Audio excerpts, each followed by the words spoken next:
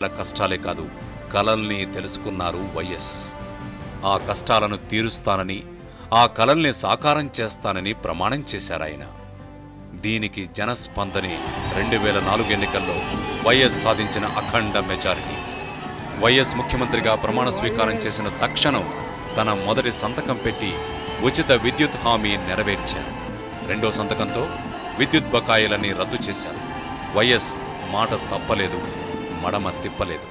మడమ తిప్పే అలవాటు లేదు, మాట తప్పే అలవాటు లేదు. చెప్పిన మాట తప్పకుండా నిలబెట్టుకునే తత్వం మాకుంది కాబట్టే, మా విశ్వసనీయత అంత బాగా ఉంది కాబట్టే ప్రజలు మాకు ఓట్లు వేశారు అధ్యక్ష. కలలు తమ కోసం అందరూ కంటారు, కానీ అందరి కోసం కలగని వాటిని సాకారం చేసుకునేవారే చరిత్రలో మహనీయులుగా నిలిచారు. దండగా అన్న వ్యవసాయాన్ని పండగ చేసేందుకు కలగన్న రైతన్న రాజన్న. రాష్ట్రంలో ప్రతి ఎకరాకు నీరందించి హరితాంధ్రప్రదేశ్గా తీర్చిదిద్దాలని కలగన్న జలయజ్ఞ ప్రదాత వైఎస్. వైఎస్ఆర్ రాకముందు మా పరిస్థితి చాలా అధ్వాన పరిస్థితిగా ఉండిందండి. వైఎస్ఆర్ వచ్చిన తర్వాత మాకు ఫ్రీ కరెంట్ ఇచ్చి, మాకు కరెంటు కూడా అనుకున్న టయానికి అనుకున్నట్టుగా ఇచ్చి మాకు చాలా మేలు చేశాడండి. ఉండా బకాయిలన్నీ తీసివేశాడు. వ్యవసాయం కూడా బాగా చేసుకున్నాము, బాగా దిగుబడులు వచ్చినాయి. రైతులు, మహిళలు, వృద్ధులు, వికలాంగులు, విద్యార్థులు, గిరిజనులు, కార్మికులు, చేతి వృత్తుల వారు, నిరుపేదలు, రాష్ట్రంలో ఉన్న ప్రతి ఒక్కరి సంక్షేమం కోసం అనేక కలలు కన్నారు. వాటిని సాకారం చేసేందుకు ఎన్నో పథకాల్ని రూపొందించారు. అప్పుడే పుట్టిన ఆడబిడ్డకు కూడా అభయమిచ్చారు. ఎన్నికల సమయంలో చేసిన వాగ్దానాలకే దిక్కులేని రోజుల్లో తను చెప్పిన ఎన్నో సంక్షేమ కార్యక్రమాలు అమలు చేసిన ప్రజాబాంధవుడు వైఎస్.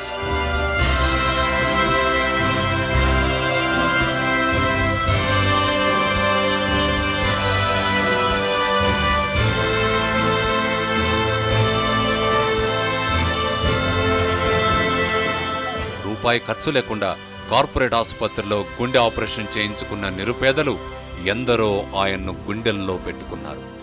ప్రైవేట్ హాస్పిటల్కి వెళ్ళినా కూడా చాలా డబ్బులు అవుతాయని చెప్పేసి అన్నారు. అంటే ఇంక చేయించుకోలేం కదా అనేసి అలా ఉండిపోయేటప్పటికి రాజశేఖర్ గారు పేపర్ అన్వాస్ చేశారు, ఫోటోలు అవి తీసుకున్నారండి. లేకపోతే ఆయనే లేకపోతే మేము ఈ రోజున మేము ఉండేది లేదు. ఆయన చనిపోయి ఆయన వెళ్ళిపోయారు, మేము ఇంకా అలా ఉండిపోయాం. మా గుండెల్లోనే పాతుకుపోయి ఉన్నాడండి ఆయన. ఇంకా దేవుడండి ఆయన మాకు. ఆరోగ్యశ్రీ పథకం, వైఎస్ మానసపుత్రిక అని తోటి నాయకులే కొనియాడారు. దేశంలో అనేక రాష్ట్రాలు ఆదర్శంగా తీసుకున్న పథకం ఆరోగ్యశ్రీ. ఆరోగ్యశ్రీ అంటే చాలా ఇష్టం. డాక్టర్ అయిందాన్నేమో ఒక గంట లేట్ అయితే చనిపోతారేమో అన్నట్లుగా ఫీల్ అయ్యేవాళ్ళు. లాస్ట్ 5th ఇయర్కి వచ్చేటప్పటికి ఆరోగ్యశ్రీలో 12 గంటలకంతా ఆన్లైన్లో డబ్బు పోయేది. మా ఆపరేషన్స్ డాక్టర్స్ అంత కాన్ఫిడెంట్గా ముందే ఆపరేషన్స్ అంతా స్టార్ట్ చేసేవాళ్ళు. ఈ డబ్బు పోయే లోపలనే స్టార్ట్ చేసేవాళ్ళు. అంత ఆ స్టేజ్కి తీసుకొచ్చినారు. ప్రమాదాల్లో గాయపడిన ఎంతో మందికి ప్రాణం పోసిన సంజీవని 108, 104 సర్వీసులు. మారుమూల పల్లెలకు కూడా అత్యవసర వైద్య సేవల్ని భరోసా ఇచ్చిన పథకాలవి. బావి ఇట్లా చూద్దాం అసలు నీళ్ళు ఉన్నాయి లేవని ఇట్లా పోయిన చూద్దా ఆ బావి దగ్గర ఉన్న ఆ కొస జారి అలా పడేసిండు. పడరు మాకు తెలిసింది, ఇక్కడ ఫోన్ వచ్చేసింది. మా బిడ్డను తీసుకొని బండి మీద ముగ్గురం కలిసి అక్కడికి వెళ్ళాము. వెళ్ళేపోయారికి ఏమున్నది అలా చెట్టు మీద అట్లా కూర్చున్నట్టు ఆ బురదనే కూర్చున్నాడు. ఆ కూర్చున్న దగ్గర ఎవరు వస్తలేరు, ఏం చేయగలుగుతలేరు. ఇక్కడి నుంచి ఒక 100 మందికి అందరికి ఫోన్లు పెట్టినాం మేము. ఫోన్ చేసి అందరూ వచ్చేసి మంచాలు గించాలు అన్ని పట్టుకొచ్చినా కానీ అది నుంచి కాలే. వెంబడే అంబులెన్స్ ఫోన్ చేసినాం. అంబులెన్స్ ఫోన్ చేసి అంబులెన్స్తో ఒక 4-5 వచ్చేసిండు. వచ్చి వాళ్ళ అంబులెన్స్లో మంచం ఉన్నది, ఆ మంచం తీసుకొచ్చి ఆ మంచంలో బండబెట్టి 4 పక్కల 4 తాళ్ళు కట్టి ఆ అంబులెన్స్ చెట్టుకు ఉంటే చెట్టుతో వేసి మెల్లమెల్ల గుంజి దాన్ని మెల్లవేసి తీసుకొచ్చి అంబులెన్స్లో తీసుకొచ్చి వేసినాం. వేసిన తర్వాత అంబులెన్స్ తొందర పోపటికనే మా మనోడు బతకగలిగింది సార్. అంబులెన్స్ లేకపోతే నా మనోడు బతకపోదు. దేశంలోనే మొట్టమొదటిసారిగా మైనారిటీలకు విద్యా ఉద్యోగ అవకాశాల్లో 4% రిజర్వేషన్లు కల్పించిన ముఖ్యమంత్రి వైఎస్. ముస్లింలు ఎంతో పవిత్రంగా భావించే హజ్ యాత్రకు మరింత మంది వెళ్లే అవకాశాన్ని కల్పించిన వైఎస్ వారి అభివృద్ధికి ఎంతో కృషి చేశారు. ఒక కులము భేదము అనేది ఏమీ లేదు.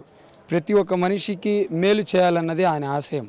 మైనారిటీలు కానీ, ఎస్సీలు కానీ, బీసీలు కానీ, ఉన్నత విద్య అందరూ అభ్యసించాలన్నదే ఆయన కోరిక. గూడు లేక నిలువ నీడలేక బాధపడేవారికి పక్కా ఇళ్ళు, మ్యారేజ్ 20 సంవత్సరాలకి సొంత ఇల్లు వచ్చిందని, సొంత గృహం ఆయన వల్ల మేము ఉపాధి పొందామని, ఆయనకి ఇప్పటికీ చనిపోయానని నేను అనుకోవట్లేదండి. నా దృష్టిలో దేవుడు అనే భావిస్తున్నానండి. ఒకరి మీద ఆధారపడి బతకలేక మానసిక క్షోభ అనుభవించే వృద్ధులకు, వికలాంగులకు నెల నెలా పింఛను. మాకు చంద్రబాబు నాయుడు 75 రూపాయలు ఇస్తుండే, అది పోయిన వాళ్ళకు, లేకుంటే లేదు. ఈ రాజశేఖర్ రెడ్డి వచ్చి నుంచి 200 చేసిండు. మాకు రాజశేఖర్ రెడ్డి ఉంటే మేము అన్నం పెడుతుంటామో ఏం పెడుతుంటామో, ఆయన మాకు ఇంకా పింఛని చేస్తుండే. నిరుపేద కుటుంబాల నుంచి డాక్టర్లు, ఇంజనీర్లు వచ్చారంటే అది వైఎస్ ప్రవేశపెట్టిన ఫీజు రియంబర్స్మెంట్ చలవే. 30,000 రూపాయలు లేక నేను ఇంజనీరింగ్ చదివించలేకుండా ఉన్నానే అని చెప్పి తల్లిదండ్రులు బాధపడుతుంటే, ఇటువంటి బాధలు ఏ ఒక్కరికి ఉండకూడదని 2 కూతుళ్ళకి ఆయన పుణ్యాన్నే నాకు సీట్లు లభించింది. అంతకుముందు డొనేషన్ 4 లక్షలు అడిగినారు ఒక్కొక్క అమ్మాయికి. ఆయన పుణ్యాన్ని జరిపించుకున్నా. లోన్లు కూడా కొద్దిగా పోయిన వ్యవసాయదారుడిగా కట్టలేని పరిస్థితులు ఉన్నాయి, దీనంగా ఉండింది. ఇప్పుడు అవి లేకుండా అంటే ఇప్పుడేం మిగిలిపోయి నేను మాట్లాడటంలే, కొంత బాధలు తగ్గిపోయినాయి. రాజశేఖర రెడ్డి ఆయన దేవుడితో సమానం, దేవుళ్ళలో కలిసిపోయినాడు. నిరుపేదలకు భూములు, గిరిజనులకు పట్టాలు, మహిళలకు పావలా వడ్డీకే రుణాలు, రైతులకు సబ్సిడీలు, కిలో 2 రూపాయలకే బియ్యం. ఆచరణలో ప్రజల కోసం పాలన ఎలా ఉంటుందో ప్రపంచానికి చాటిన జననేత వైఎస్. ప్రజాపథం అనేది టోటల్గా ప్రతి సామాన్యునికి ఏమి అవసరమో ఏమి అవసరం లేదో అనేది తేటతెల్లగా కనపడిన విషయం. అనంతటి తానే తను గమనించిన విషయాలు. ఆయన కారణ జన్ముడు అనిపిస్తుందమ్మా. సంథింగ్ నేర్పించడానికి అన్నట్టుగా వచ్చినాడేమో. ఒకవేళ అంటే ఇండిపెండెన్స్ డే వచ్చినప్పటి నుంచి 60 years లోపల ఇంతమంది సీఎంలు వచ్చినారు, ఎవరు చేయలేని పనులు చేశారు. రోల్ మోడల్గా నిలబడ్డారు. అంటే సీఎం అయితే ఏం చేస్తారు, ఏం చేయగలరు అని, ఏం చేయొచ్చు అని. ఏ కల్మషం లేని మనస్సులోని నవ్వు విరబూసేది. స్వచ్ఛమైన చిరునవ్వే పెను చీకటైన జీవితంలో కొండంత వెలుగులు నింపేది. ఎంతటి కష్టాన్నైనా నవ్వుతూ గట్టెక్కడం వైఎస్ తీరు. ఎన్ని అడ్డంకులు ఎదురైనా నవ్వుతూ అధిగమించడం వైఎస్ నైజం. చెరగని చిరునవ్వుతో ఎంతటి త్యాగానికైనా వెనుకాడని వ్యక్తిత్వం వైఎస్కే సొంతం. చెదరని చిరునవ్వే వైఎస్ చిరునామా. చివరిగా చెప్పాలి అధ్యక్ష, నవ్వడం ఒక యోగం, నవ్వలేకపోవడం ఒక రోగం, నవ్వించడం ఒక భోగం. అందుకే ప్రజల ముఖాల్లో అదే చిరునవ్వును చూడాలనుకున్నారు. పేదల ముఖాల్లో కష్టం ఎందుకు కమ్ముకుందో, రైతుల జీవితాల్ని కన్నీళ్లు ఎందుకు ముంచేశాయో, పేదవారి ముఖంలో చిరునవ్వు ఎందుకు మాయమైపోయిందో కనుక్కోవాలన్న కర్మయోగి వైఎస్.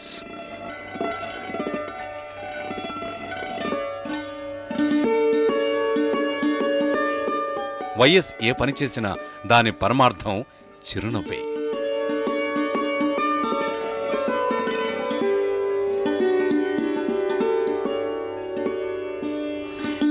వైఎస్ను కేవలం ఒక రాజకీయ నాయకుడిగా మాత్రమే చూస్తే ఆ వ్యక్తిత్వంలోని అపురూపమైన మరో సగాన్ని మనం చూడలేము. పరిపూర్ణ వ్యక్తిత్వం గల మనిషి ఈ భూమి మీదకి వస్తే భూలోకపు చరిత్ర మారుతుందని ఒక ఆయన చెప్పారు. తనని చూస్తే అది నిజం అనిపిస్తుంది.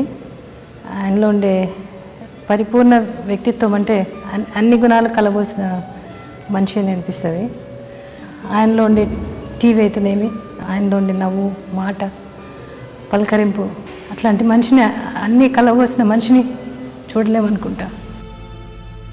ఇంటి వాళ్లకు బయటి వాళ్లకు తమలో ఒకటిలాగా అనిపించేది ఆయన నవ్వు, మాట, మంచితనం. అది ఒక అరుదైన పరిపూర్ణమైన వ్యక్తిత్వం. ప్రతిరోజు ఉదయం తన కోసం అనేక సమస్యలతో క్యాంప్ ఆఫీసుకు వచ్చిన ప్రతి ఒక్కరిని చిరునవ్వుతోనే ఎదురొచ్చి పలకరించేవారాయన. ఒక్కసారి ఆయనని కలిసిన తర్వాత ఏ వ్యక్తి కూడా ఆయన్ని మర్చిపోరు.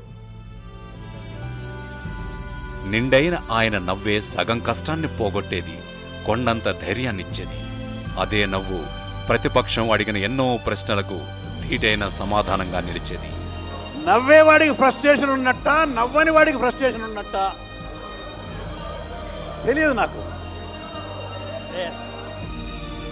తల్లి, భార్య, కూతురు, తనకు ముగ్గురమ్మలు అని చెప్పిన వ్యక్తి ముఖాన చిరునవ్వు కాక ఇంకేముంటుంది? When he loved with his whole heart. When he smiled, all that love was just so evident on his face. మహిళను అంతగా గౌరవిస్తారు, ప్రేమిస్తారు కాబట్టి ప్రతి మహిళను లక్షాధికారిగా చూడాలనుకున్నారు. నా గురించి ఎలా అయితే ఆలోచించారో, నా గురించి నాకెన్ని ప్లాన్స్ అయితే చేశాడో, ప్రతి ఆడపడుచు గురించి కూడా అదే కోరిక ఉండేది ఆయనకి. ప్రతి ఆడపడుచు తన కాళ్ళ మీద తను నిలబడాలని, తన ఫైనాన్షియల్ ఇండిపెండెన్స్ తనకు ఉండాలని, తన కుటుంబానికి తను ఒక సబ్స్టాన్షియల్ సపోర్ట్గా ఉండాలని ప్రతి ఆమె గురించి ఆలోచించేవాడు. 150 దేశాలు పాల్గొన్న అంతర్జాతీయ వ్యవసాయ సదస్సుకి అచ్చమైన పంచెకట్టులో వెళ్లి, నేను ముందు రైతును, ఆ తర్వాతే ముఖ్యమంత్రిని అని చెప్పిన చిరునవ్వు అతనిది. ఆ చిరునవ్వే ఆయన్ను పరిపూర్ణమైన వ్యక్తిగా ఎంతో మందికి ఆదర్శంగా తీర్చిదిద్దింది.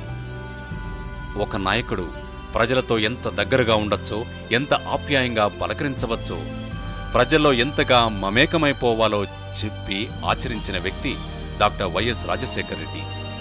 రాష్ట్ర ప్రజల్ని అక్కలు, చెల్లెళ్ళు, అన్నలు, తమ్ముళ్ళు అని పిలిచిన అనురాగం అతనిది. నమస్తే అక్కయ్య, నమస్తే చెల్లెమ్మ, నమస్తే నమస్తే అక్కయ్య, నమస్తే చెల్లెమ్మ. రాజకీయాల్లో ప్రజలకు, నాయకులకు మధ్య అనుబంధాల వంతెన వేసిన మహానేత వైఎస్. నాయకులు అంటే ఇట్లా ఉండాలా అనేలా చేసి ఒక మెరుపు మెరిసి ఆయన వెళ్ళిపోయాడు. కానీ ఆయన యొక్క స్థలము, ఆయన యొక్క స్థానం ఎవ్వరు తీసుకోలేరు. సాధించలేని లక్ష్యాన్ని మానవజాతి ఎప్పుడూ తన ముందు ఉంచుకోదు. భారం అయినా సరే సంక్షేమమే లక్ష్యమైతే అది దేశానికి ఆదర్శమవుతుందని రుజువు చేసిన వ్యక్తి వైఎస్ఆర్. నాన్న ఏదన్నా కూడా అనుకుంటే చేసే రకం. If there is one person who could do that was him. తాను చేయలేకపోతే ఇంకెవరు చేయలేడు. ఆచరణ యోగ్యం కాదని, కానివని అనుకున్న వైఎస్ హామీ ఇచ్చిన ఎన్నో పథకాల్ని ఇక్కడే కాదు, ఇతర రాష్ట్రాల ఖజానాలు కూడా భారమనే తేల్చేశాయి. కానీ అది తప్పు అని నినదించిన ఏకైక గొంతే వైఎస్. ఆ నినాదమే హరితాంధ్రప్రదేశ్. బేసిక్లీ అక్కడ విల్ పవర్ అనేది మోస్ట్ ఇంపార్టెంట్. మనసు ఉంటే మార్గం ఉంటుంది. నాన్న 41 ఫస్ట్ ముఖ్యమంత్రి అయినప్పుడు ప్రమాణ స్వీకారం చేసినప్పుడు రాష్ట్ర బడ్జెట్ 41,000 కోట్లు. 5వ సంవత్సరం నాన్న ముఖ్యమంత్రిగా ఉన్నప్పుడు రాష్ట్ర బడ్జెట్ 1,00,000 కోట్లు. 41,000 కోట్లలోనూ ఆయన మంచి ముఖ్యమంత్రిగా పేరు తెచ్చుకున్నాడు. 1,00,000 కోట్ల బడ్జెట్లోనూ ఆయన మంచి ముఖ్యమంత్రిగానే పేరు తెచ్చుకున్నాడు. మనసుంటే మార్గం ఉందని చెప్పి గట్టిగా నమ్మేవి. దానికోసం వెంటబడేవాడు, దానికోసం పరిగెత్తాడు. ఇప్పుడు 1,13,000 కోట్ల బడ్జెట్లో మనం డబ్బులు లేవు దానికి, డబ్బులు లేవు దీనికి అన్న మొదలు పెడితే రాష్ట్ర బడ్జెట్ ఇంకా ఎన్ని వేల కోట్లు, ఎన్ని లక్షల కోట్లు అయితే తప్పనిచ్చి మనం నిజంగానే ఈ ప్రజలకు మేలు చేసే కార్యక్రమాలు చేయగలుగుతాం. Basically it is the will power. మనసు ఉంటే మార్గం ఉంటుంది. మార్గాన్ని అన్వేషించాలా, మనసు పెట్టాలా, ప్రతి కార్యక్రమం కూడా చేయొచ్చు. 2009 ఎన్నికల్లో ప్రతిపక్షాలన్నీ మహాకూటమి పేరుతో జతకట్టిన, సినీ గ్లామర్ బరిలోకి దిగిన ప్రజలు మాత్రం రెండోసారి వైఎస్ నాయకత్వానికే పట్టం కట్టారు. రాష్ట్రంలో ఎన్ని సీట్లు వస్తాయి అనే విషయంలో ఢిల్లీ అధిష్టానం లెక్కలు చెల్లలేదు. ఫలితాలు చూసి ఢిల్లీ నివ్వెరపోయింది. అయితే అప్పటికీ వైఎస్ ఆనందంలో మునిగిపోలేదు. వినమ్రంగా ప్రభుత్వానికి పాస్ మార్కులే వచ్చాయని ఒప్పుకున్నారు. తప్పనిసరిగా డిస్టింక్షన్ రావాల్సిన అవసరం ఉంది. ఆ డిస్టింక్షన్ తీసుకురావడానికి ఏ మేరకు మీరు కృషి చేయగలుగుతారు? ప్రభుత్వానికి సంబంధించిన పాలసీస్, అది సంక్షేమం కానివ్వండి, అభివృద్ధి కానివ్వండి, భారతదేశంలో ఏ ఒక్క ఇతర రాష్ట్రంలో కూడా జరగనటువంటివి ఈ రాష్ట్రంలో జరిగాయి. ఇందులో ఏ ఒక్కరు కూడా మన బద్ధ శత్రువులు కూడా కాదనలేని సత్యం ఇది. అటువంటప్పుడు డెలివరీ మెకానిజమ్స్లో ఎంతో కొంత చేయవలసినంత బాగా చేసి ఉంటే ఫలితం మరింత బాగా వచ్చి ఉండేదనేది నేను ఖచ్చితంగా అనుకుంటున్నాను. సంక్షేమ పథకాల ఆఖరి రూపాయి కూడా లబ్ధిదారులకే చేరాలన్నది వైఎస్ నమ్మిన సిద్ధాంతం. ఆ సిద్ధాంతానికి ఆచరణే రచ్చబండ. పథకాల అమలు తీరు తెలుసుకోవడానికి రచ్చబండ పేరుతో ప్రజల దగ్గరికి బయలుదేరిన నిరంతర శ్రామికుడు వైఎస్. 2009 సెప్టెంబర్ 2. ఇంకో 10 నిమిషాల్లో చిత్తూరు జిల్లాలోని అనుప్పల్లి గ్రామంలో రచ్చబండ కార్యక్రమానికి హెలికాప్టర్లో బయలుదేరబోతున్నారు వైఎస్.